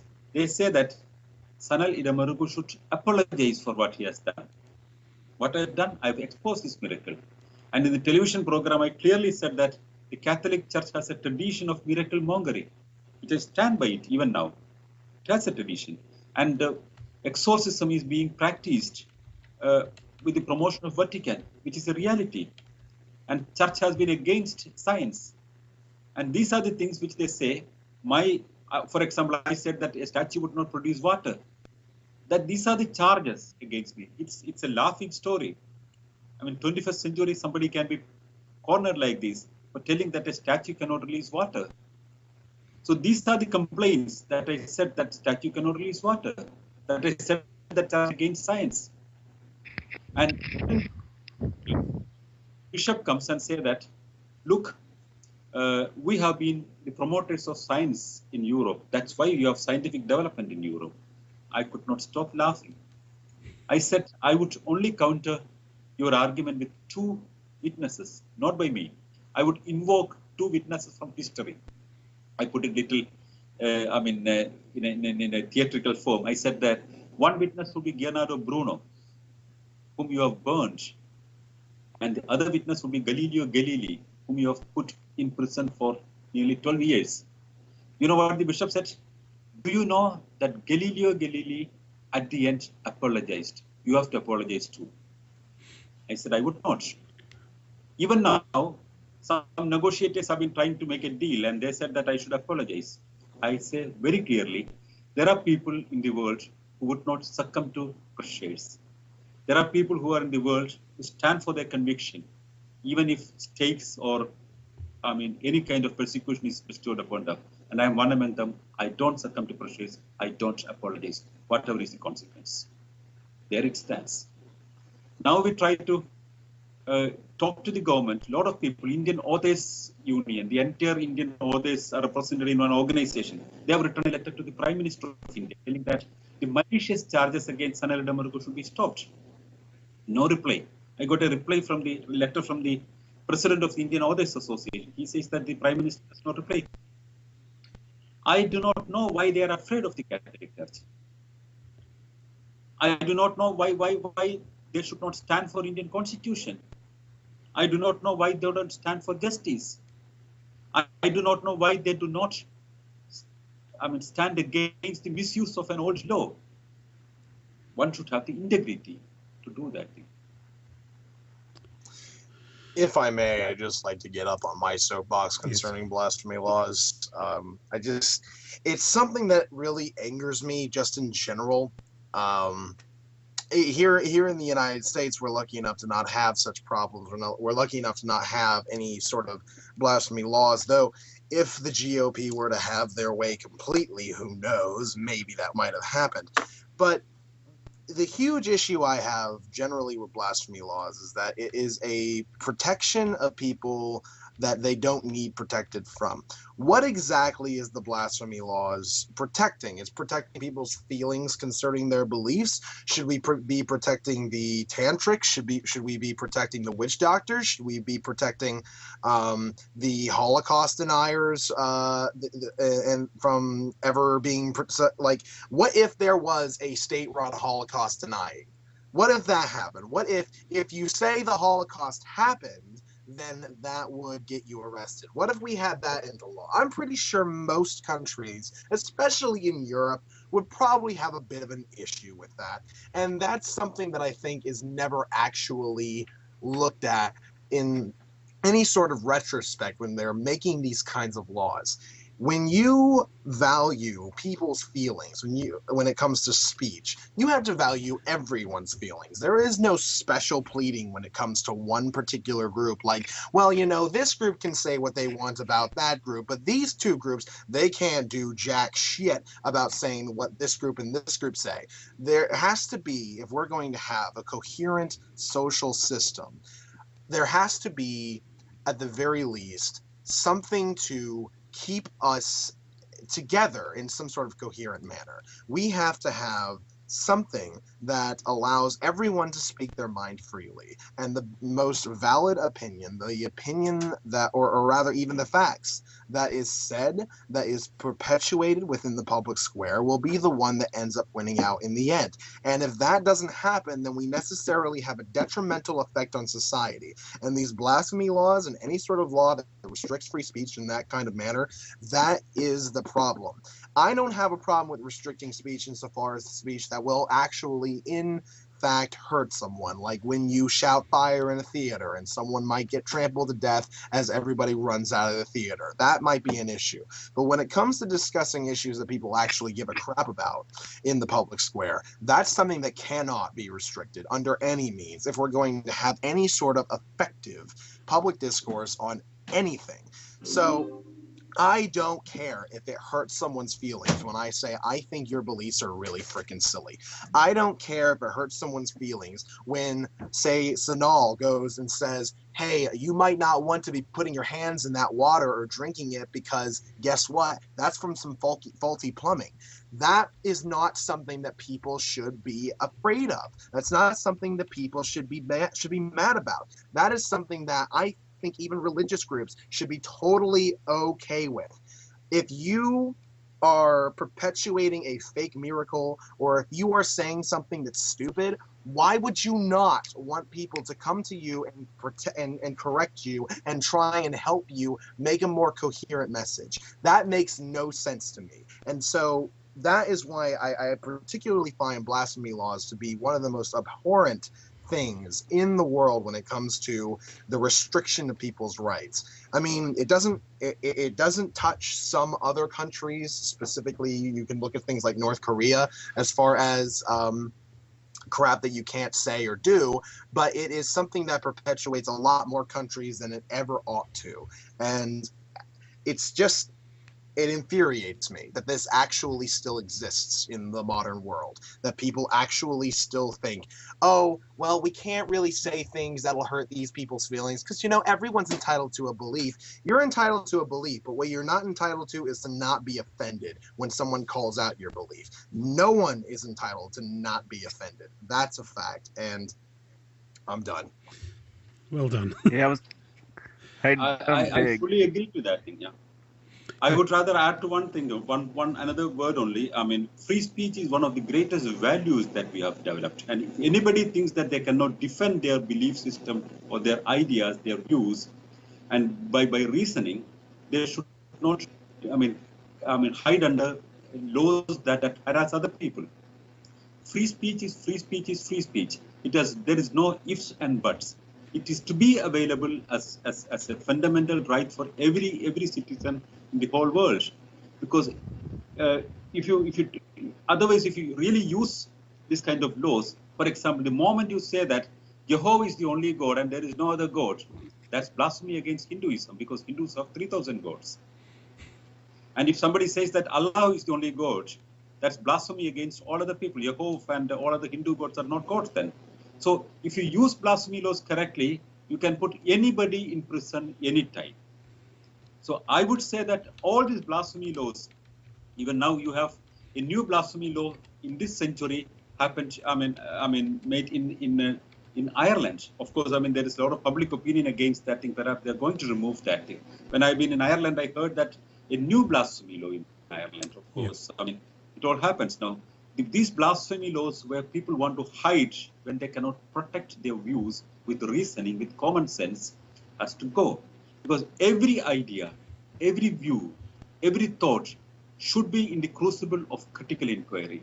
And if it cannot stand, it should go. If it stands, we are all open for correction. If I am wrong, I'm open for correction. Let people convince me, rather, showing, misuse of a law.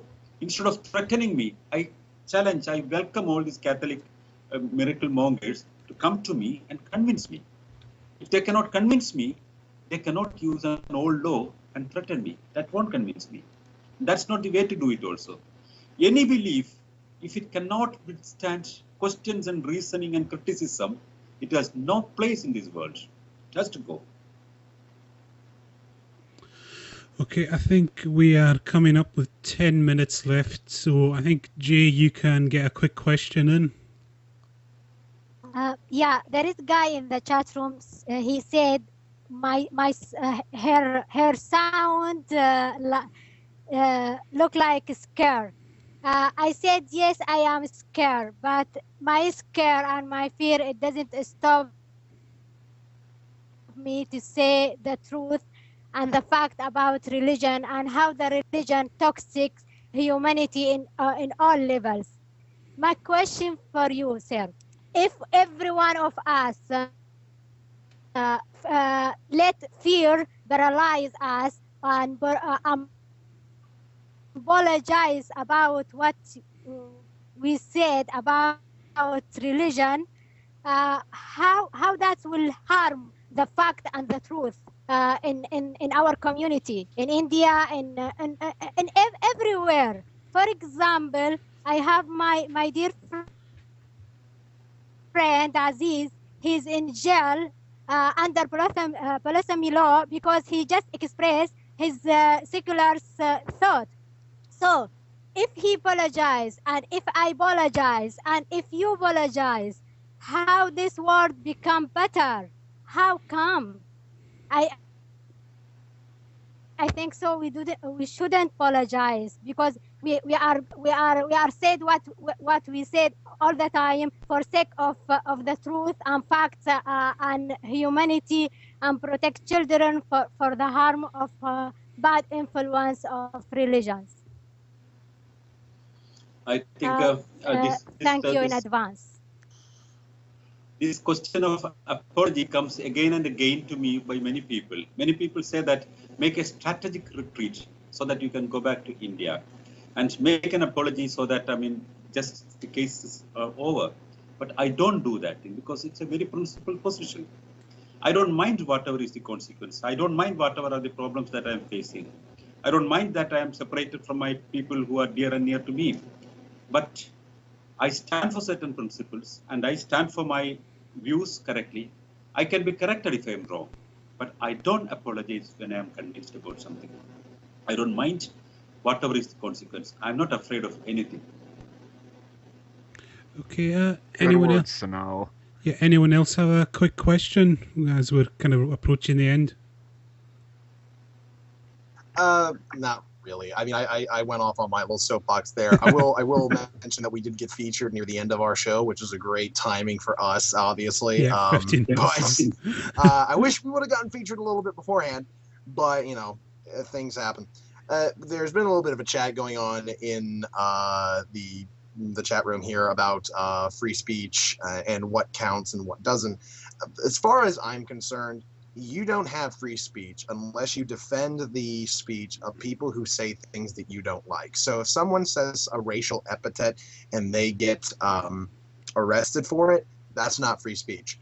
I don't care that you don't like racism. I don't either. I hate it, and I wish people would stop being racist altogether. But if they're not allowed to voice their opinions, that is not free speech. That is a simple fact of the matter. So if you're going to defend, hey, some speech is just it doesn't really contribute anything to the conversation. It's just insightful. It just makes people pissed off. Well, I'm sorry, but that doesn't actually hurt people. All that does is make people feel offended. And as I said before, no one has the right to not be offended. So if your speech covers that, if hate speech is going to be your limit for free speech, then you don't have free speech by my definition, and I think by any substantial definition of what it means.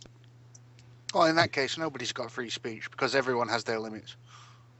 Well, I'm not saying that there aren't limits at all. Again, I mentioned before in my in my little rant earlier that you can't say things that will lead to physical harm, for instance, like, again, shouting fire in a theater and ending up getting somebody trampled as everybody's running out. But if you are trying to protect people's mental well-being and saying, well, I don't want anybody to have their feelings hurt, that's not enough. That's not substantial enough to limit that kind of free speech.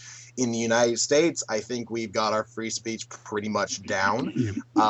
There are some issues that I have, but that's generally on a state level, such as, for instance, I think Texas is the one that has fighting words.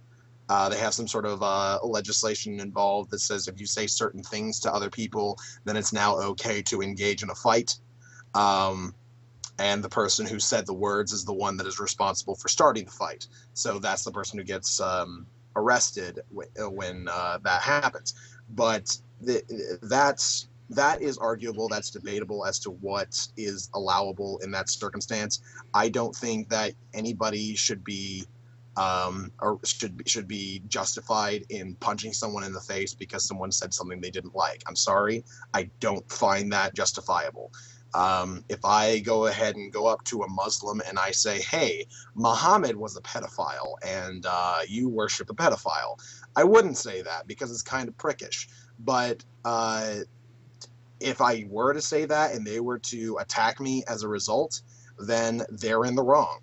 I did not cause that person to commit violence on me because I said something. Similarly, it's why I don't blame that pastor from Florida who tried to burn the Quran when a bunch of Muslims went crazy and started threatening violence and started killing people and said, you can't do that. I don't blame the pastor for that. I blame the Muslims for that. The pastor didn't make them do that because he did something or was trying to do something that was very offensive. That's debatable, but I think that's for a different time. Yeah, that's for another time because we are running low on time here, so I'll just go around. Pori, final thoughts? I just think that, Sanal, you're extremely brave for doing that. I mean, you've been forced out of a country that you very clearly love very much, and I just hope that you keep on fighting. And it's been great to actually get to talk and listen to you. Okay, and Lundy, final thoughts? Blasphemy laws suck. Yes, indeed. Yes. And Sanal, any final thoughts? And if you want to promote anything, this is your feel free. I think the only thing I would like to tell all friends all around the world is that I feel inspired, I feel encouraged seeing the support that I get from all the progressive people and all the skeptics and rationalists and humanists and free thinkers and atheists all around the world. And I feel that united, we can change the world. And united, we can fight all these kind of primitive laws, and united we can stand for science. United we can stand for a change, and we can achieve it. Maybe a common effort will bear fruit, certainly. I'm very confident and positive. Yeah. I think we're all nodding very enthusiastically there. So thank you very much, Sanal, for turning up. It's been fantastic. Thank you to all my panelists. You've been great, and all the callers, all the questions. We are back in 2 weeks' time with, is it Sarah Mayhew or Sarah Mayhew? Don't know how you say Sarah it. Mayhew. Yeah, Sarah Mayhew, the